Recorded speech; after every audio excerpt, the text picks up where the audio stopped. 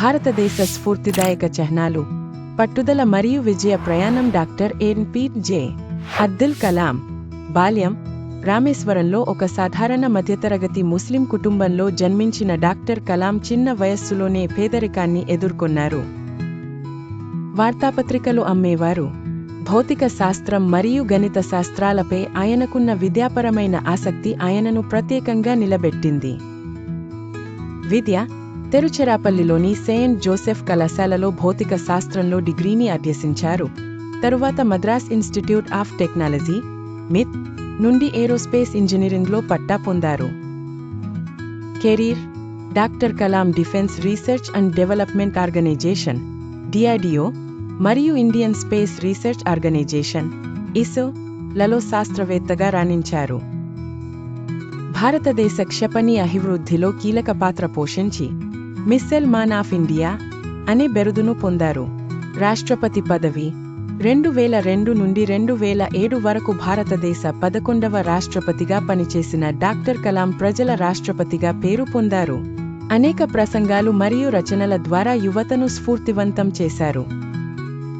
తరువాతి జీవితం. విద్య, రచనలు మరియు ఉపన్యాసాలకు అంకితమైన ఆయన 2015లో షిల్లాంగ్లో ఒక ఉపన్యాసం ఇస్తుండగా కన్నుమూసే వరకు యువతకు మార్గదర్శకంగా నిలిచారు. విశ్వనాథన్ ఆనంద్ బాల్యం. చెన్నైలో ఒక మధ్యతరగతి కుటుంబంలో జన్మించిన ఆనంద్ చిన్న వయస్సులోనే చదరంగంపై ఆకర్షితులయ్యారు. తన తల్లి సుశీల నుండి నేర్చుకున్నారు. ప్రారంభ కెరీర్. ఆనంద్ జాతీయ మరియు అంతర్జాతీయ స్థాయిలలో జరిగిన జూనియర్ చదరంగ పోటీలలో సత్తా చాటారు. 1987లో భారతదేశపు మొట్టమొదటి గ్రాండ్ మాస్టర్గా నిలిచారు. ప్రపంచ ఛాంపియన్షిప్. అనేకసార్లు ప్రపంచ చదరంగ ఛాంపియన్గా నిలిచిన ఆనంద్ వివిధ ఫార్మాట్లలో ఛాంపియన్షిప్ను గెలుచుకున్న కొద్దిమందిలో ఒకరు. ప్రస్తుత జీవితం. చదరంగంలో తన ప్రయాణాన్ని కొనసాగిస్తూ ఆనంద్ యువ ఆటగాళ్లకు శిక్షణ ఇస్తున్నారు మరియు ప్రపంచవ్యాప్తంగా క్రీడా అభివృద్ధికి సహకరిస్తున్నారు. ఏ.ఆర్. రెహమాన్ బాల్యం. చెన్నైలో ఒక సంగీత కుటుంబంలో జన్మించిన ఏ.ఆర్. రెహమాన్ తండ్రి ఆర్.కె.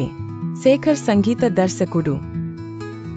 తండ్రి అకాల మరణం తరువాత రెహమాన్ కుటుంబ బాధ్యతలు తీసుకుని చిన్న వయస్సులోనే సంగీత వాయిద్యాలపై పట్టు సాధించారు. ప్రారంభ కెరీర్.